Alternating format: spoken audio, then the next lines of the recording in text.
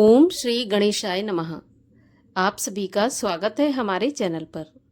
आज के इस वीडियो में हम आपको सुनाएंगे भाद्रपद मास के कृष्ण पक्ष की संकष्टी चतुर्थी व्रत की कथा। भाद्रपद मास के संकष्टी चतुर्थी को हम हेरंब चतुर्थी या फिर बहुला चौथ के नाम से भी जानते हैं। इस बार भाद्रपद मास की संकष्टी चतुर्थी का व्रत 12 अगस्त मंगलवार के दिन रखा जाएगा। तो आइए हम सुनते हैं संकष्टी चतुर्थी व्रत की कथा। एक बार पार्वती जी ने श्री गणेश जी से पूछा कि हे पुत्र, भादो मास के कृष्ण पक्ष की चतुर्थी को संकट नाशक चतुर्थी कहा गया है, अतः उस दिन का व्रत किस प्रकार किया जाता है, मुझे समझाकर कहिए। गणेश जी ने कहा, हे माता, भादो कृष्ण चतुर्थी सब संकटों की नाशक, विविध फलदायक एवं संपूर्ण सिद्धियों को देने वाली है। पूर्व वर्णित विधि से ही पूजा करनी चाहिए।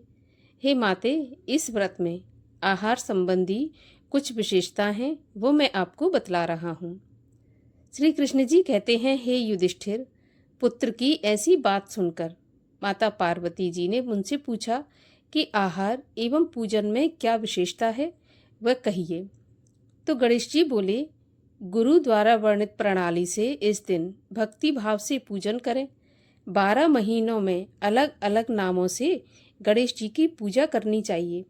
विनायक, एकदंत, कृष्णपिंग, गजानर, लंबोदर, भालचंद्र, हेरंब, विकट, वक्रतुंड, अखुरथ, विघ्नराज और गणाधिप, इन 12 नामों से व्रती को गणेश जी की पूजा करनी चाहिए। अलग अलग महीने में क्रमशः एक एक नाम से पूजा करें।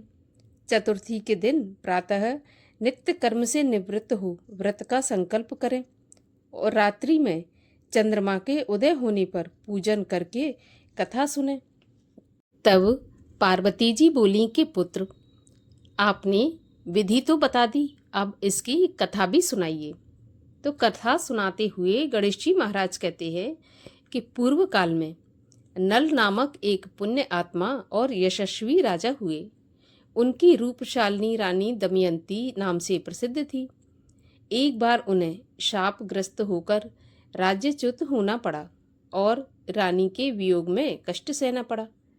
तब उनकी रानी दमयंती ने इस सर्वोत्तम व्रत को किया। पार्वती जी ने पूछा, हे पुत्र, दमयंती ने किस विधि से इस व्रत को किया और किस प्रकार व्रत के प्रभाव से 7 महीने के अंदर ही उन्हें अपने पति से मिलने का संयोग प्राप्त हुआ, इन सब बातों को आप बताइए।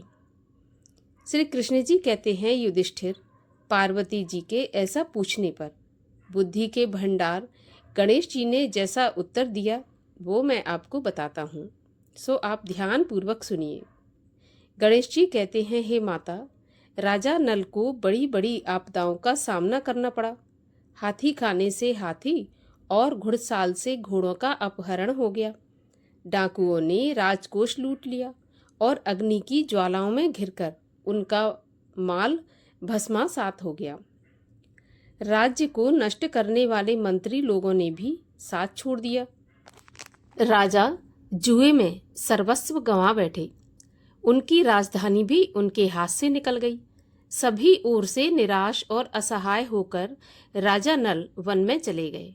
वन में रहते समय उन्हें दमयंती के साथ कई कष्ट झेलने पड़े। इतना होते हुए भी उनका रानी से वियोग हो गया। तत्पश्चात राजा एक नगर में सईस का काम करने लगे, रानी दूसरे नगर में रहने लगी और राजकुमार भी अन्यत्र नौकरी करने लगा। जो किसी समय राजा, रानी, राजपुत्र कहे जाते थे, वे ही अब भिक्षा मांगने लगे। विभिन्न रोगों से पीड़ित होकर, एक दूसरे से अलग होकर कर्मफल को भोगते हुए दिन बिताने लगे। एक दिन जंगल में भटकते हुए दमयंती ने महर्षि शरभंग के दर्शन किए। उसने उनसे नतमस्तक होकर हाथ जोड़कर पूछा कि हे ऋषिराज, मेरा अपने पति से मिलन कब होगा? किस उपाय से मुझे हाथी घोड़ों से युक्त अपनी घनी आबादी वाली नगरी मिलेगी? मेरा भाग्य कब उदय होगा? हे मुनिवर, आप निश्चित रूप से मुझे ये बताइए। भगवान गणेश कहते हैं, दमयंती का प्रश्न सुनकर शरभंग मुनि ने कहा, हे दमयंती, मैं तुम्हारे कल्याण को करने वाला एक व्रत बता रहा हूँ, सो ध्यान पूर्वक सुनो। इससे घोर संकट का नाश होता है। सब मनोकामनाएं पूर्ण करने वाला एवं शुभदायक ये व्रत है। भादौ मास की कृष्ण पक्ष की चतुर्थी संकट नाशक कही गई है। इस दिन सभी नर नारियों को एक दंत गजानन की पूजा करनी चाहिए। विधि पूर्वक व्रत एवं पूजन करने से ही हे रानी, तुम्हारी संपूर्ण इच्छाएं पूर्ण होंगी। 7 महीने के अंदर ही तुम्हारा पति से मिलन होगा। ये बात मैं निश्चय पूर्वक कहता हूँ। गणेश जी कहते हैं, शरभंग मुनि का ऐसा उपदेश सुनकर दमयंती ने भादौ मास की संकटनाशनी चतुर्थी का व्रत प्रारंभ किया और तभी से बराबर प्रति मास गणेश जी का पूजन करने लगी। 7 ही महीने में हे राजन, इस उत्तम व्रत को करने से उसे पति, राज्य, पुत्र और पूर्वकालीन वैभव आदि की प्राप्ति हुई। भगवान कृष्ण कहते हैं, हे प्रथापुत्र युधिष्ठिर, इसी तरह इस व्रत को करने से आपको भी राज्य की प्राप्ति होगी और आपके सभी शत्रुओं का नाश होगा, यह निश्चित है। हे राजन, इस प्रकार मैंने सभी व्रतों में उत्तम व्रत का वर्णन किया है। यह सब कष्टों का नाश करता हुआ आपके भाग्य की वृद्धि करेगा। इस प्रकार से भगवान श्री कृष्ण ने युधिष्ठिर को संकष्टी गणेश चतुर्थी का व्रत एवं महात्म समझाया। और आइए अब करते हैं भगवान श्री गणेश जी की आरती। जय गणेश जय गणेश जय गणेश देवा, माता जाकी पार्वती पिता महादेवा।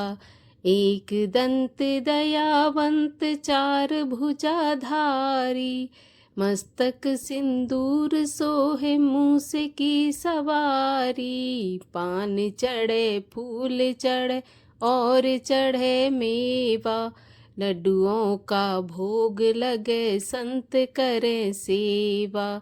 जय गणेश जय गणेश जय गणेश देवा, माता जाकी पार्वती पिता महादेवा। अंधन को आँख देत कोढ़िन को काया, बांझन को पुत्र देत निर्धन को माया। सूर श्याम शरण आए सफल कीज सेवा, माता जाकी पार्वती पिता महादेवा। दीनन की लाज रखो शंभु सुत बारी, कामना को पूरा करो जाऊं बलिहारी। जय गणेश जय गणेश जय गणेश देवा, माता जाकी पार्वती पिता महादेवा।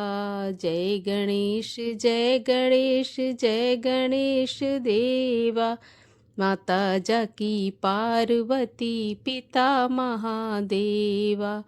बोलिए गणेश जी महाराज की जय।